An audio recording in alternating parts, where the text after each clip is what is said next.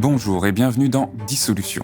Encore une grosse semaine. Alors pour changer, on va parler du budget. Non mais sérieux, faut qu'on change de disque là, même la blague est éculée. Les gens vont péter un câble. Now I'm sick to death of everything. Bon, alors on va juste faire un petit point d'étape pour voir ce qui se passe avec les retraites, parce que ça sent le soufre un peu partout.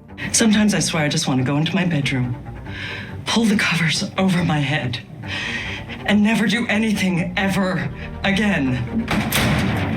On va ensuite parler d'une commission d'enquête qui n'a pas fait grand bruit alors qu'elle est une menace existentielle pour la gauche. Donc en gros, après avoir vu comment la gauche se déchire à l'Assemblée, on va voir comment l'extrême droite compte s'en débarrasser. I'm drinking like I never have before. And all I want to do is have another one. Entre les deux, on fera quand même une petite pause pour récupérer son souffle et on va voir comment les macronistes sont copieusement ratés en faisant adopter un amendement par erreur et comment Nicolas Sarkozy est sorti de prison. Seriously, was that the point? I hurt. À cause des yaourts. On va parler des yaourts. I want it over. I just want it to end. Eh bah... bon épisode de Dissolution à vous,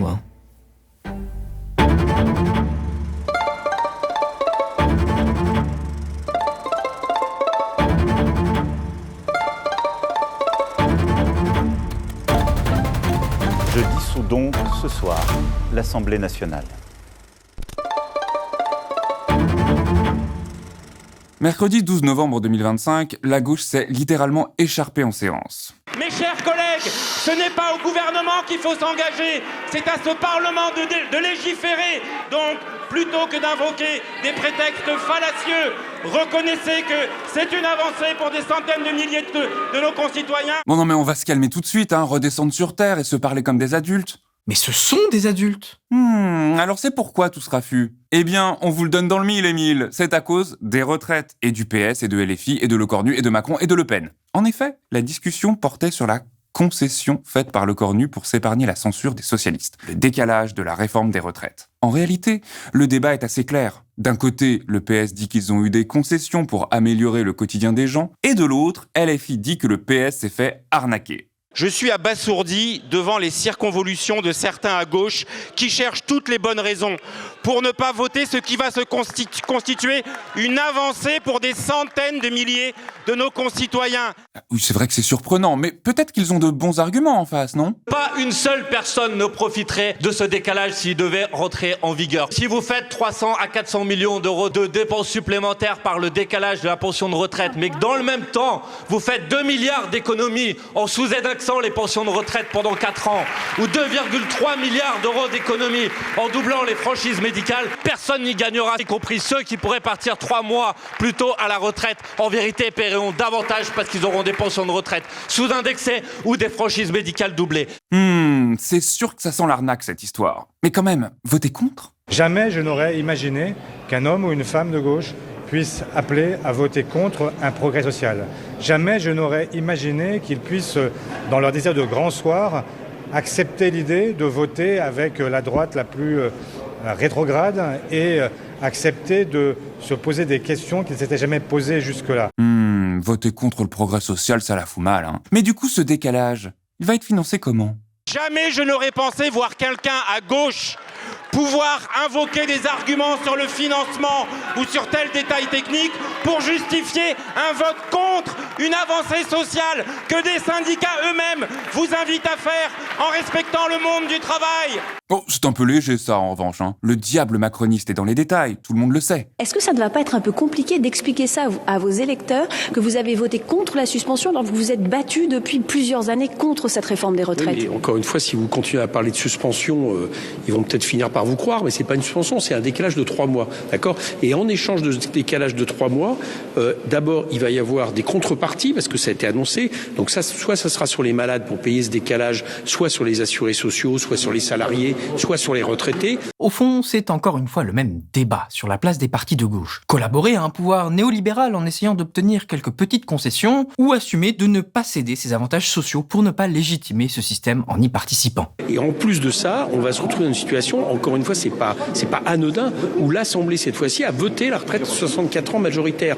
Bon, donc je trouve qu'entre le gain très relatif et le coût de cet amendement, de cet article arnaque, et malheureusement, le coût l'emporte nettement plus, et je regrette une fois de plus que les socialistes aient trempé dans cette compromission. Ah bah oui, quand même, c'est pas un petit détail. Désormais, il n'est plus possible de dire que l'Assemblée n'a jamais voté sur la disposition portant la mesure d'âge. Ils ont voté pour la réforme Borne en échange d'un décalage de son application. L'argent pour financer ce décalage, ne vous inquiétez pas, les macronistes sauront trouver. Dans l'opération, les macronistes n'auront rien perdu. Ils pourront même justifier de faire encore plus de coupes pour financer tout ça, en affaiblissant, encore une fois, les plus précaires. Vous faites comme d'habitude, vous promettez tout et moi je ne donne rien. Et pendant ce temps, les FAF jouent aux FAF de plus en plus décomplexés. Si vous financez le décalage de la retraite par ces réformes-là, vous faites payer par tous les plus vulnérables de la société, par tous les plus fragiles de la société, un simple décalage de 3 mois. Madame Rousseau, est-ce que vous pourriez éviter d'hurler quand vous prenez la parole? Vous nous cassez les oreilles. Ah ouais, charmant. En tous les cas, Yael Braun-Pivet était furieuse. Ou à défaut, est-ce que vous pourriez baisser le micro? Ça, c'est pas acceptable. Je vous rappelle à l'ordre immédiatement. Et votre appel au règlement est terminé. Vous avez un rappel à l'ordre. C'est insupportable. C'est honteux. C'est honteux. Vous vous rendez pas compte? Ça se décomplexe de plus en plus. Et je vous indique d'ailleurs que sur 2 précédentes interventions, à nouveau qui visaient Madame Rousseau, j'ai prononcé, pas plus tard qu'il y a quelques minutes, 2 rappels à l'ordre également. Je ne tolérerai aucune attaque sexiste dans cet hémicycle. C'est fini! C'est fini! Ah, ça doit trembler bien fort dans les bottes fascistes, là. Hein. Cet individu, c'est Géraud Verny, un des principaux propriétaires du journal Frontières. Le vernis de féminisation péniblement entamé par la fille Le Pen craque bien vite. Les FAF restent les mêmes misogynes que leurs ancêtres du siècle dernier. Et puisqu'on parlait des médias détenus par l'extrême droite, pour changer, on vous rappelle que Blas est en campagne. Nous avons besoin de votre soutien pour continuer à écrire ces chroniques et décrypter l'actualité. Alors, n'hésitez pas à faire un tour sur la page de soutien. Les dons sont défiscalisés à hauteur de 66% et les abonnements mensuels commencent à 5 €. On compte sur vous. Et puisqu'on a parlé du budget, jeudi 6 novembre, il s'est passé ça. Le scrutin est ouvert. Le scrutin est clos.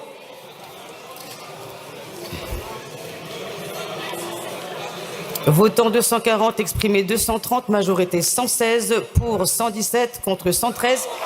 Il est adopté. Rien de fantastique, hein? Alors, on va rembobiner un petit peu. C'est un amendement d'appel qui n'a pas vocation à être adopté, en tout cas pas cette année, pour des raisons budgétaires évidentes. Ah bah, il a réussi son coup celui-là. Monsieur Zistenstuhl, j'entends votre amendement d'appel. Je suis moi aussi très sensible aux impôts de production et à un moment il ne faut pas que ces impôts de production pèsent sur l'investissement. Ah oui, le fameux fardeau fiscal. Eh bien les macronistes sont tellement nuls qu'ils n'ont pas compté leurs petits soldats en séance et l'amendement a été adopté. C'est un manque à gagner d'environ 5 milliards. Le Rassemblement national soutient évidemment la baisse des impôts de production et notamment la baisse de la C3S. La taxe en question, la C3S, est prélevée sur les entreprises pour financer les retraites. Le RN a encore une fois montré qu'il était d'abord et avant tout un allié du capital, au point de surprendre même la Macronie, puisque l'amendement a d'abord été retiré par le bloc central, quand il risquait d'être adopté, avant que l'extrême droite ne le reprenne et ne le vote. Je mets au vote cet amendement qui a reçu un double avis défavorable. C'est un scrutin public. Ah, vous l'avez retiré. Il est repris, donc je le mets aux voix. Le RN en est réduit à boire les jus de fond de poubelle laissés par les macronistes. Par ici, la bonne soupe. Si les dernières gorgées dégoûtent les Français, ici LR les avale cul sec. Nicolas Sarkozy est sorti de prison. Déjà. Alors évidemment, la droite en a profité pour en remettre une couche. C'est la fin d'un cauchemar, en tout cas pour Nicolas Sarkozy. La justice a ordonné la remise en liberté de l'ancien président de la République tout à l'heure. Ah oui, le pauvre, la prison, ça vous esquinte, hein. S'ils veulent absolument que je dorme en prison, je dormirai en prison. Mais la tête haute. Et les nuits n'étaient pas tranquilles, a priori.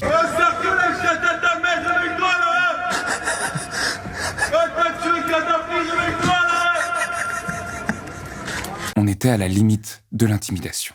Je dis non à l'intimidation. De façon assez surprenante, on a appris qu'il ne se nourrissait plus que de yaourt. Peut-être pour avoir la tête encore plus haute la prochaine fois. Pour la croissance des os, c'est gagné. Qui fut le titre à vos ordres, chef. Pas sûr que ça marche. Ou alors c'est pour son confort digestif, son objectif minceur et sa jeunesse intérieure. Non, je vois venir le truc, non. Bonjour, c'est Nicolas Sarkozy et je mange des yaourts pour mon bien-être digestif. En réalité, c'est parce qu'il n'aimait pas la nourriture en prison et qu'il ne se fait pas à manger, c'est un principe. J'ai l'impression que le vœu de beaucoup de féministes aujourd'hui, c'est de complètement affaiblir l'homme en règle générale. Ah bah pas être foutu capable de se faire des pâtes, on en viendrait presque à penser que leur coup est réussi, hein. Et au passage, merci encore Brut, pour cet entretien de très grande qualité. Bon, revenons au cas du père, ou au père du cas, comme vous voulez. Évidemment, les réseaux de droite extrémistes y ont vu la preuve de l'erreur du tribunal de première instance. Alors, je voudrais d'abord une analyse juridique ou judiciaire avant l'analyse politique, Georges Fenech. Est-ce à dire que la justice nous dit aujourd'hui que le président de la République, l'ancien président de la République, n'avait rien à faire à la prison de la Santé et que l'exécution provisoire n'était pas adaptée? On peut le dire. Oh, alors, on a oublié ses cours de procédure pénale, parce que même le Figaro dit l'inverse. Est-ce que cette demande qui a été validée, elle déjuge finalement ce qui a été décidé en première instance? Voilà, elle ne déjuge rien du tout en vérité, mais c'est des concepts totalement différents. Alors si même le Figaro ne souscrit pas au sarkozysme dévergondé de Georges Fenech, c'est bien qu'il y a un loup et un gros. Au passage, on le rappelle, Georges Fenech était un franc soutien de Nicolas Sarkozy qu'il avait nommé à des responsabilités administratives importantes. En réalité, les conditions de mise sous écrou et celles de libération en attendant le jugement ne sont pas les mêmes. Dans le premier cas, le prévenu est jugé coupable. Il est, dans la grande majorité du temps, directement envoyé en prison sans attendre. En revanche, une fois qu'il a fait appel, il est considéré comme étant innocent, et la Cour ne peut retenir que des motifs particuliers pour ordonner son maintien en détention. Dans le premier cas, il est en détention pour l'exécution d'une peine, en l'espèce en l'application des articles 464-2 et 465 du Code de procédure pénale. Une fois qu'il a fait appel, il entre dans le régime de la détention provisoire, régi par l'article 144 du Code de procédure pénale. C'est ainsi qu'il a été libéré, mais sous contrôle judiciaire, lui interdisant d'entrer en contact avec ses associés malfaiteurs, ainsi qu'avec Gérald Darmanin. Dans l'arrêt de la Cour d'appel, il est dit la chose suivante. Il y a un risque de pression de la part du prévenu, Nicolas Sarkozy, avec une capacité à actionner différents services de l'État. Ce que cette phrase suggère, c'est que peut-être Nicolas Sarkozy aurait voulu faire pression sur vous, obtenir des informations de votre part, et que même vous auriez pu y céder. Est-ce que vous regrettez d'avoir rendu visite à Nicolas Sarkozy dans sa prison ? Pas du tout. Vous n'avez fait pour aucun autre détenu? Bien sûr que si, je visite 3 prisons par semaine, quel que soit ce qu'on pense de Nicolas Sarkozy. C'est un ancien président de la République, c'est un détenu tout à fait exceptionnel. Mais bon, du droit et de la justice, on sait bien que les grands médias s'en moquent comme de l'an 1940. Et en parlant de dérapage droitier, rubrique suivante. Depuis quelques mois maintenant, une commission d'enquête a été ouverte à la demande du groupe LR à l'Assemblée. Son titre vaut mieux que de longs discours. C'est la commission d'enquête sur les liens existants entre les représentants de mouvements politiques et des organisations et réseaux soutenant l'action terroriste ou propageant l'idéologie islamiste. Cette commission d'enquête avait été demandée par nul autre que Laurent Wauquiez. On ne doit pas l'accepter. J'ai besoin de votre soutien pour qu'on mette la pression sur tout le monde et qu'on puisse aller jusqu'au bout de cette opération de vérité contre les liens de la France insoumise avec l'islamisme et avec le Hamas. Merci à tous de votre soutien. Miam, tout un programme. Alors, on va vous épargner les discussions sur les tactiques de la droite extrémiste pour faire main basse sur l'intégralité des postes dans cette commission, pour se concentrer sur ce qu'elle fait, maintenant qu'elle a commencé ses travaux. Bon, sans surprise, c'est le défilé des chouchous de CNews. Alors, il y a eu le rédac-chef de Frontières, vous savez, ce média d'ultra-droite. Il y a aussi eu Nora Bussini, qui s'est pas gênée pour nous sortir sa partition classique sur l'objectif de LFI. J'allais vous répondre le terme « le chaos ». Je vais citer un militant insoumis qui m'a dit un jour cette phrase en immersion qui m'a beaucoup touchée. La révolution se fera avec ou sans les urnes. Et je pense que cette phrase, elle veut tout dire parce que c'est l'idée de se dire, bon, on va se contenter pour le moment peut-être des municipales, mais si ça ne marche pas avec les municipales, le chaos, on le fera arriver par tous les moyens possibles. Arrête Ricardo, t'en me fais peur! Alors, pour enfoncer le clou, la commission d'enquête Finaude a sorti sa carte spéciale. Oh, mais dites donc, mais y a pas écrit Bécasse ici. Ainsi, le 22 octobre 2025, ils ont écouté Florence Bergeau-Blackler, chargée de recherche au CNRS et spécialiste de l'islamisme. Et sans surprise, elle a enchaîné le bingo du réductionnisme raciste. Alors, en gros, il y aurait un complot secret et très efficace pour islamiser la France. Accrochez-vous bien parce qu'on se croirait sur un plateau de Pascal Praud, mais non, On est dans une commission d'enquête officielle de l'Assemblée nationale. En employant ce que j'ai appelé des partis coucou. Le coucou, c'est cette espèce, c'est cet oiseau qui fait couver ses œufs dans le nid d'autres espèces d'oiseaux. Les frères musulmans agissent avec les partis comme avec les institutions, avec les associations, et comme cette confrérie secrète l'a toujours fait. Oui, alors ça a très vite dérapé. Je vais évidemment résumer. Pour islamiser une société, il ne faut pas utiliser de méthodes violentes, mais rendre progressivement la société charia compatible. Très progressivement alors, hein. Très progressivement. La méthode, c'est donc la subversion, qu'on peut résumer de la façon suivante, l'utilisation des forces et des atouts d'une société contre elle-même. La vilaine subversion du perfide étranger. On a quand même une réislamisation très efficace de la part des frères musulmans, une réislamisation qui a commencé dès les années 80-90. On en est à la 3e génération aujourd'hui réislamisée, et on voit que déjà le message est passé. Ah ouais, elle y est presque, hein. On dirait Marine Le Pen. Regardez, ils sont là, ils sont dans les campagnes, dans les villes. Je parlais de votre parti. Ils sont sur les réseaux sociaux. Encore une dernière sortie. Cette obligation qui a été théorisée par Ibn Taymiyyah, qui en fait une obligation individuelle en cas d'attaque, en cas d'agression.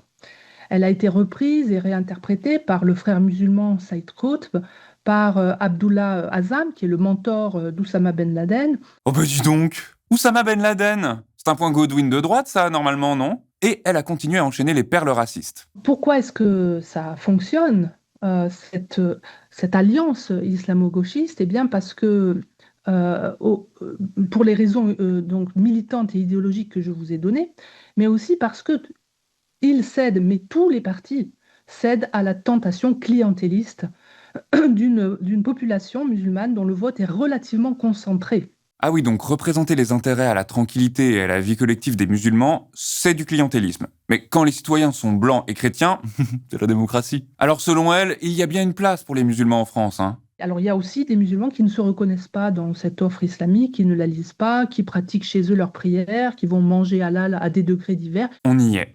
C'est la figure du bon musulman. Celui qui fait ce qu'on lui dit de faire. Qui n'est pas trop visible, pas trop pratiquant, bref, pas trop musulman en fait. Bon.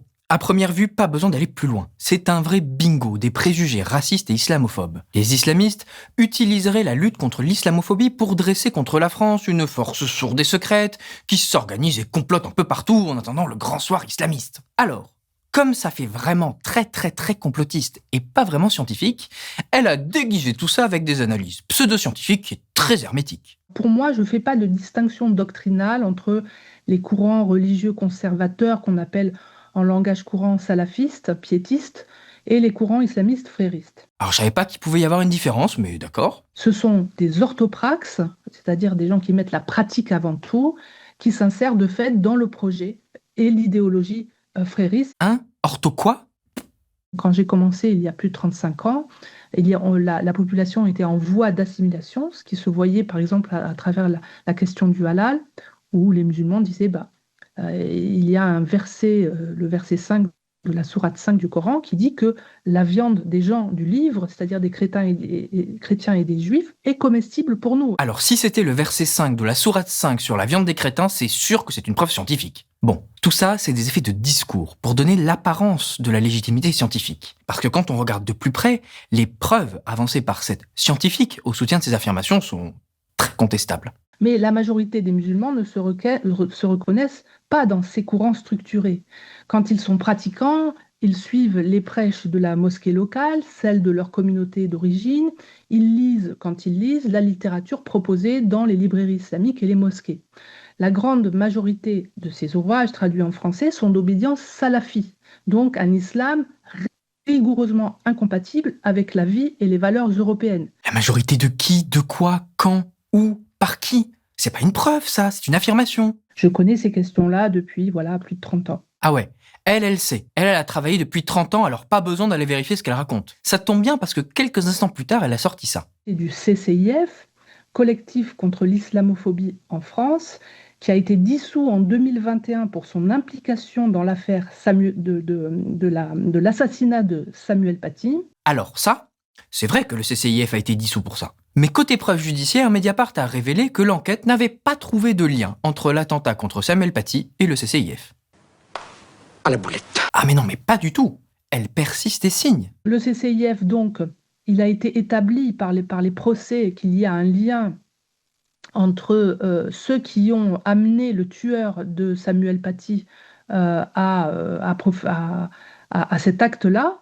Il y a eu une influence en fait du CCIF. Elle a 30 ans d'expérience et de toute façon, il y a des sondages. Il y a un sondage dont je vous donnerai les références qui montre que 58% des jeunes de 18 à 25 ans préfèrent la charia aux lois de la République. Dans l'intervention de cette chercheuse, il n'y a eu que 2 éléments empiriques, 2 sondages. Bon, déjà, les sondages, c'est vraiment, mais alors vraiment pas du tout scientifique. Il y a des biais dans tous les sens, dans les questions posées, dans la façon de les poser, dans les réponses autorisées et leur formulation. Et après, il y a toute la machinerie pour redresser les erreurs de représentativité. Bref, c'est pas du tout scientifique. Donc bon, tout ça, c'est pas de la science. Et ce qu'elle dit, c'est son opinion. La science, c'est présenter des preuves. Vous avez dit notamment, la gauche reprend les mots de l'islamisme.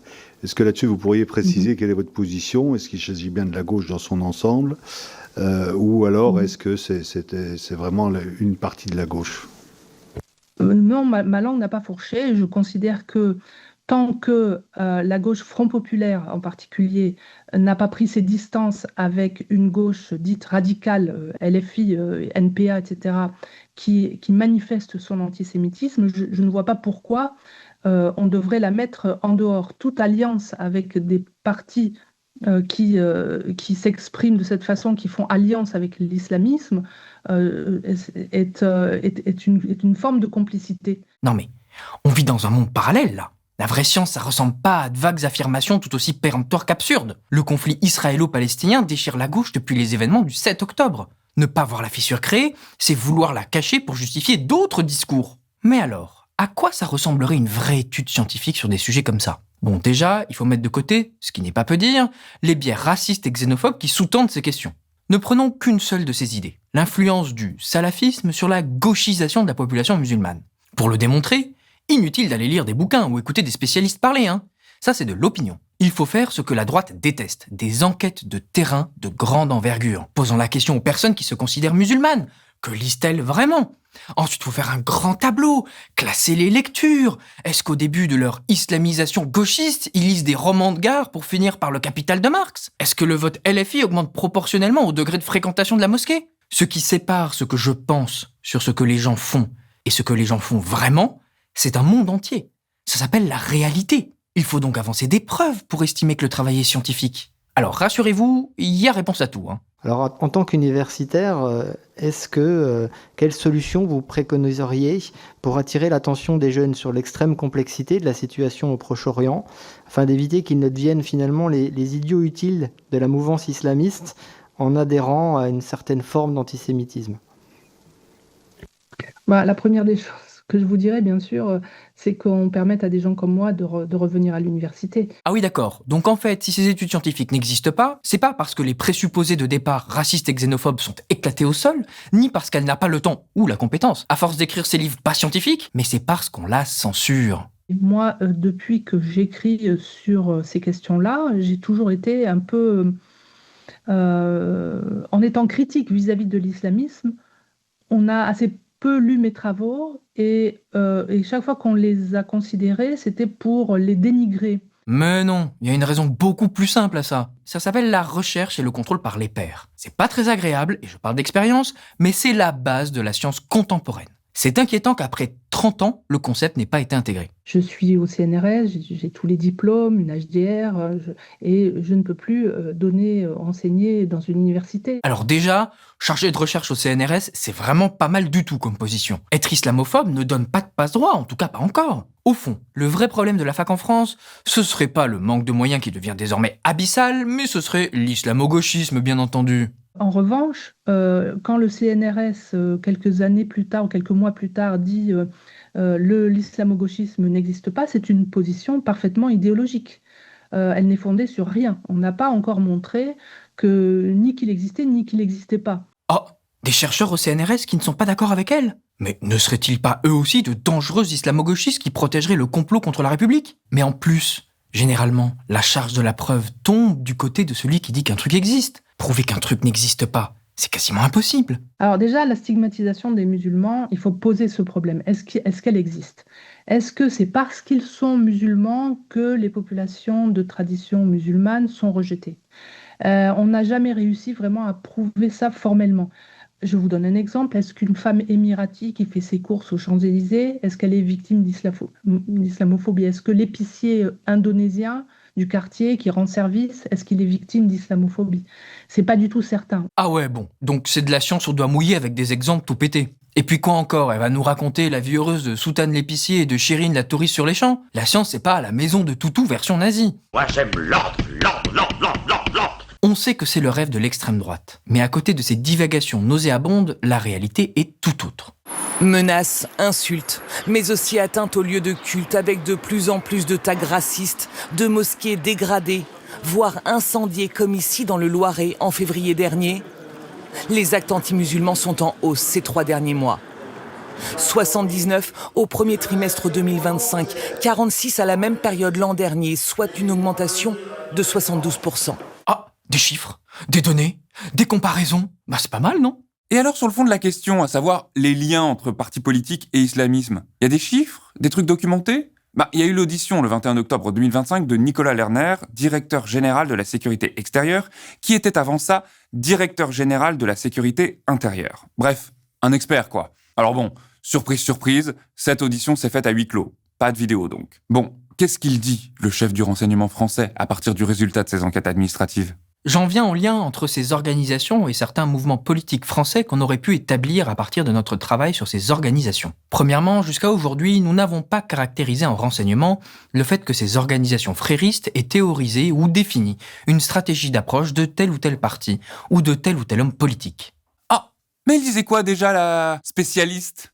Dans mon avant-dernier ouvrage, Le frérisme et ses réseaux, que vous avez mentionné, j'explique la façon dont les fréristes entrent dans l'arène politique, non pas en créant des partis islamistes, ils sont conscients qu'en l'état, ils n'auraient aucune chance de l'emporter par les urnes, mais en employant ce que j'ai appelé des partis coucou. Mais ça ne s'arrête pas là. Deuxièmement, de la même manière, nous n'avons pas caractérisé en renseignement le fait que telle instance politique ou que tel homme politique ait volontairement pris part à cette organisation telle qu'elle est pensée. Nous n'avons relevé l'implication d'aucune structure politique française de manière organisée. Ah, oh, et alors? Elle disait quoi, la scientifique? Il existe donc bien des alliances militantes, c'est tout à fait manifeste. Des élus LFI comme Mathilde Panot, comme Thomas Porte, comme Louis Boyard, comme Ercilia Soudé participent à, Rima Hassan bien sûr, participent à des manifestations aux côtés d'acteurs proches du Hamas. Oh, c'est vilain tout ça. Troisièmement, à plusieurs reprises, nous avons été confrontés à des individus qui interagissaient ou qui étaient en lien avec les frères musulmans et qui, au niveau local, représentaient des défis pour les élus locaux. La difficulté à laquelle étaient confrontés ces élus ne dépendait ni de leur étiquette, ni de leurs nuances politiques. À côté de ces complexités de la politique locale, la chercheuse n'a retenu qu'une seule chose, sans avancer plus de preuves. Il y a un pacte politico-religieux. Au niveau local, il existe donc des accords entre certains maires et des frères musulmans qui servent de gatekeepers de la communauté, qui parlent au nom des musulmans sans qu'il y ait de mandat formel. Et force est de constater que la population, quand elle vote, elle ne vote pas toujours, elle vote assez peu, mais que la population donc, suit quand même les directives. Bon alors, soit elle raconte n'importe quoi parce qu'elle est une scientifique nulle, qui ne fait que répandre ses opinions nauséabondes, même pas au courant des rapports établis par la DGSE sur son sujet d'expertise, ou alors... Je veux pas utiliser le mot de mentir, je déteste ce mot que vous utilisez tant. Comme on n'en sait rien, on va pas faire comme elle et on va laisser le public à sa sagacité. Surtout toi, Nathalie. Mais alors, à quoi ça sert cette commission toute pétée? La science est instrumentalisée, déformée et défigurée pour coller au message xénophobe que le bureau de la commission veut valider. Les intervenants sont d'une diversité si grande que même les plateaux de CNews le sont plus que ça. Comme souvent dans l'analyse des discours, il faut se demander à quoi ça sert. Et la conclusion, est clair. L'objectif est de légitimer encore le discours d'une collusion entre les forces insoumises et l'islamisme terroriste. Ce type de discours ne sert qu'à une seule chose, préparer et légitimer la répression. C'est préparer l'instrumentalisation des valeurs de la République pour justifier des politiques ouvertement islamophobes. Sous couvert de protéger la République contre un ennemi fabriqué de part en part, on justifiera de supprimer des subventions, d'accroître encore la répression et de stigmatiser encore une population. D'un autre côté, c'est aussi justifier la disqualification des insoumis et des autres partis qui oseraient s'y associer. Exclusion de la scène publique et médiatique, sanctions à l'Assemblée, invalidation de candidatures, suspension de financement public. Bref, l'association islamo-gauchiste n'existe que dans la tête de ceux qui la veulent et la désirent pour justifier la répression qu'ils rêvent de réaliser. Tout ça ne sert qu'à préparer les esprits à la répression terrible qui s'abattra sur les insoumis si un jour le RN accède au pouvoir. Les années qui arrivent s'annoncent cruciales. Un certain nombre de digues importantes ont sauté. L'extrême droite, avec le soutien zélé de la droite extrémisée sauce Wauquiez et Retailleau, se prépare à attaquer son véritable ennemi, la gauche. Et ce n'est certainement pas le macronisme qui a glissé vers la droite dure, sans coup férir, qui s'y opposera vraiment. Aujourd'hui, face à la répression à venir qui commence à prendre forme et à s'organiser, la division de la gauche est un mal radical qui emportera la gauche tout entière. On ne doit pas l'accepter. J'ai besoin de votre soutien pour qu'on mette la pression sur tout le monde et qu'on puisse aller jusqu'au bout de cette opération de vérité. Voilà pour cette fois. On se retrouve très bientôt pour commenter l'actualité politique et parlementaire. N'oubliez pas de liker, commenter, partager pour diffuser une information libre, indépendante et accessible à tous. Et en attendant la prochaine fois, on vous laisse avec cette citation inspirante. « Je serai toujours du côté de ceux qui n'ont rien et à qui l'on refuse même la tranquillité du dénuement. » Federico Garcia Lorca, Le Soleil, décembre 1934. Ils ont commencé à théoriser les conditions d'une alliance avec l'islamisme, en disant voilà, ça on prend, c'est-à-dire le caractère révolutionnaire, le caractère qui défend les pauvres, qui se lutte contre le capitalisme, ça on prend. Ça me fait peur!